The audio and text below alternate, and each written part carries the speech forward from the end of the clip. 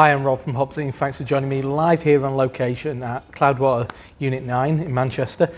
Essentially their tap room, which is next door to the brewery. As you can see behind me as well, they do a lot of their got a lot of their barrels for barrel aging, which kind of hang around in here. But yes, this is their their home tap room, I guess. There's one down in London as well.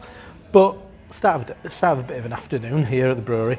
I've got a menu in front of me, and it is called, if you listen carefully, which is this is bright and juicy pale ale. There you go. I mean it's bright in kind of like clarity as well. I mean, I'm told that it's all Equinox. I'm thirsty, so seems like a sensible way to start the day. I will say BV 5%.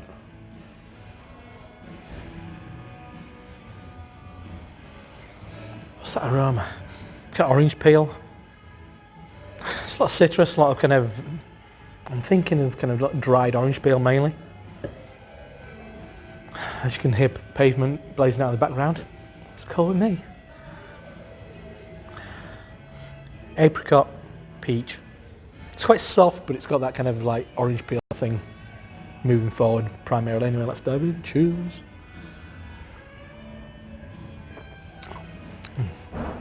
Yeah, I get a lot of kind of gooseberry,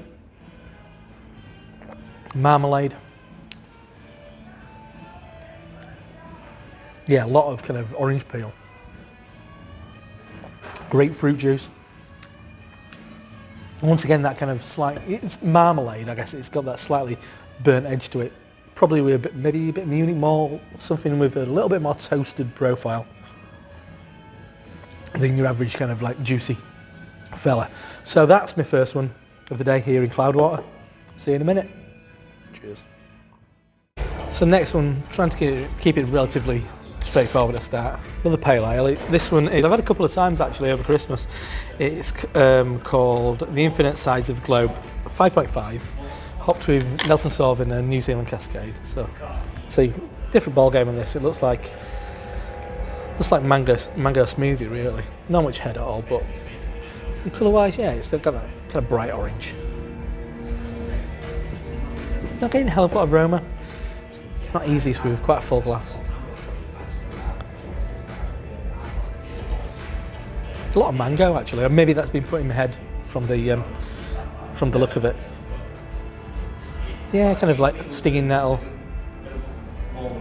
Yeah, it's got kind of like a bright kind of herbaceous quality, backed up with that kind of like more kind of tropical fruit anyway. Cheers. I will get into something a bit more exotic in a bit, but I'm not doing the Nitro Imperial passion fruit sour straight away. That's really nice. It's like it's natural progression from the last one, which was quite a bright beer, a bit more bitter, a little bit more crisp. This is definitely on the New England side of things. Peach, grape, balanced though. I mean, it's not going overtly sweet.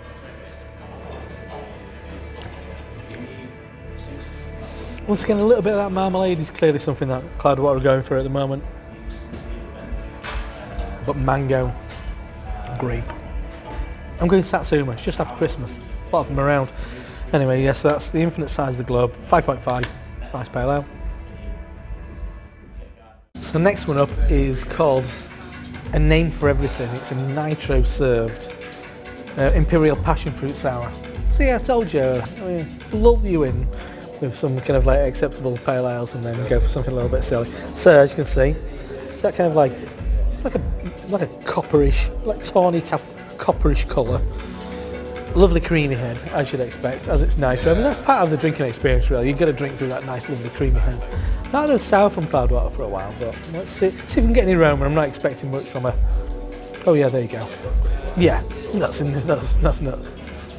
Yeah, loads of passion fruit, and that's not I think that's a flavour which is often quite hard to kind of like to put in a beer. But it is really, it's got a slight kind of sharpness, slight kind of salinity to it. But yeah, that's just the most prominent passion fruit smelling beer I've ever encountered. Yeah, it's kind of, maybe it's some kind of like passion fruit dessert or something like that. Smells good. Cheers. Oh. Yeah. Yeah, it's a funny thing, 'cause it's not tart. I mean, that's one of the things. I mean, sourness and tartness, they're quite separate. It's kind of things if you give me this blind, I'd be saying like, it's like peach pie, it's like peach and custard. But then it's stopped, then it's like cut off with some more kind of like more pronounced kind of citric kind of bite.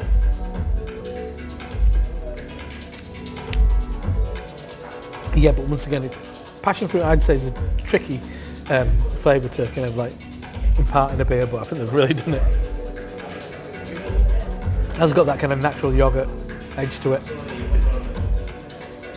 and the flavour has a kind of quite. It's not puckering, but it's heading in that direction. Yeah, it's for me. If you give me this blind, it'd be an apricot custard pie with a little bit of salt sprinkled on top. It's good. Anyway, see you in a bit. Cheers. Next one, kind of moving up that ABV scale, is a double IPA called a Scabrous Edge of the Sky. Not the easiest one to say, kind of 4 beers in. But yeah, as you can see, once again, quite dry considering. I mean, a brewery that is kind of known for making big kind of hazy IPA. Once again, going for a slightly more bright beer. I have had this in a can and I did enjoy it, so yes, it's that golden orange colour. A little bit paler than you're seeing on camera, anyway. Yeah, it kind of oddly follows a similar kind of pattern to the first one I had. But as that, it's a little bit more dank actually than that, but it's definitely got all that marmalade. Actually, maybe more lime marmalade this time around. Pine. It is kind of straddling that idea between kind of East Coast and West Coast. But they call it a mountain IPA. Not sure about that myself. But kind of dank, resinous. But with a nice bright kind of citrus kick. Cheers.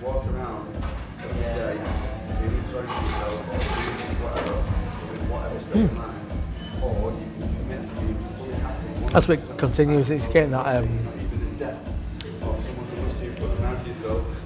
it's like kind of white pepper kick, kind of rye toast. It's all that. It's spicy, orange as well, grapefruit. Then there is a kind of like once again that kind of lime kind of marmalade coming through. Silly drinkable for its ABV as well. But yeah, once again, straddling the kind of the two coasts. Good. See you next one. So next one is Good Thins for Everyone, which is a Citra and Sabro, which is a fucking incredible combination. Triple IPA, 10%. I'm not one for triple IPAs most of the time, but I've had Cloudwater do some really good ones. So, if you're looking at the colour, like as far as clarity goes, I think it's murky for months, really, more than haze for days. It's not uber kind of like turbid, but perfect kind of like orange coloured beer, slight head. So smell a sniff.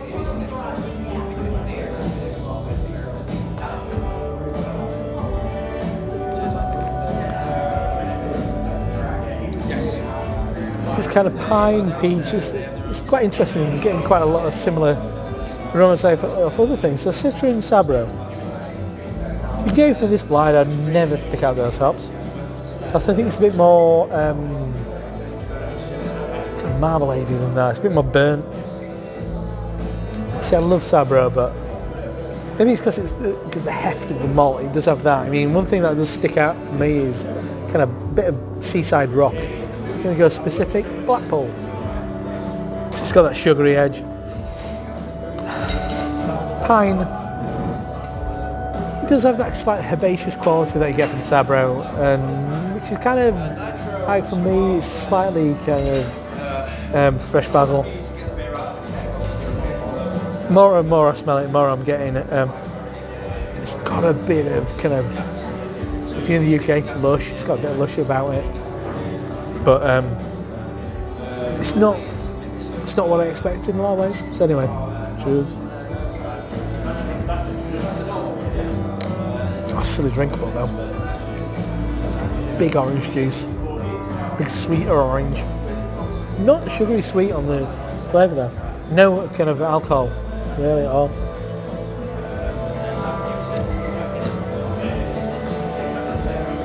Yeah, maybe getting that kind of, yeah, okay, that herbaceous note from the Scabrous coming through. Mild coconut, but it's becomes slightly more sweet. I'm going to say orange wine gum.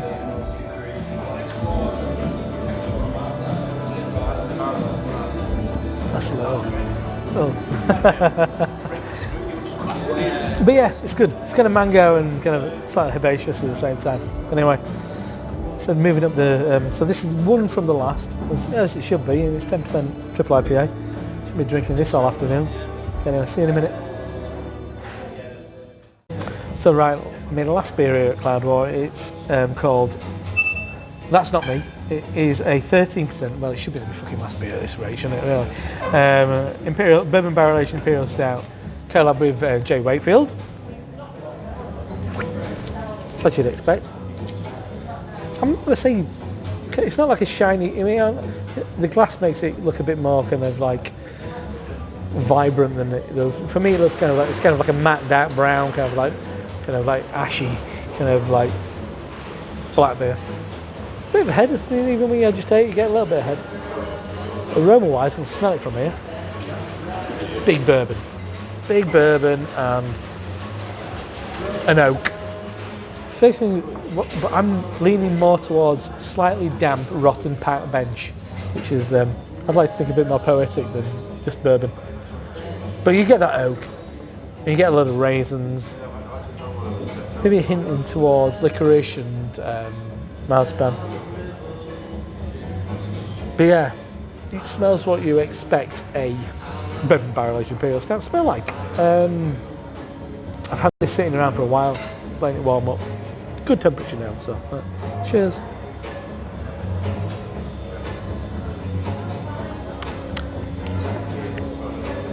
Okay. Body wise, bottom end of full. It's not huge. You'll often find that with something that's been barrel aged, it might lose a bit of its viscosity.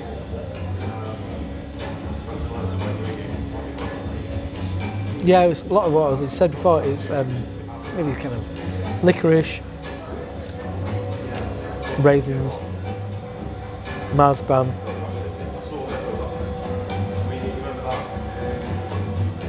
Maybe I often find this. It's kind of soy sauce or beef gravy granules. You get a slickness on the lips. Very little burn though. I mean, it's got like a bit of serious like boozy presence, but I wouldn't say it's specifically hot or anything like that. A bit of fruit cake, absolutely. And it's nice. I mean, I've had better, but I mean, I'm not the biggest fan of bourbon barrel aged stuff. But it's good. It's good. I mean, it does remind me of some of the J. Wakefield beers I've had, and I think it's one of the better. Actually, getting a load of molasses right now as well. Yeah, enjoyable stuff. So that is the last one I'm going to be doing here at Cloudwater, Unit 9 here in Manchester. Super run finish on 30% Imperial Stout. I think I've bared up quite well on this one. Anyway, until next time.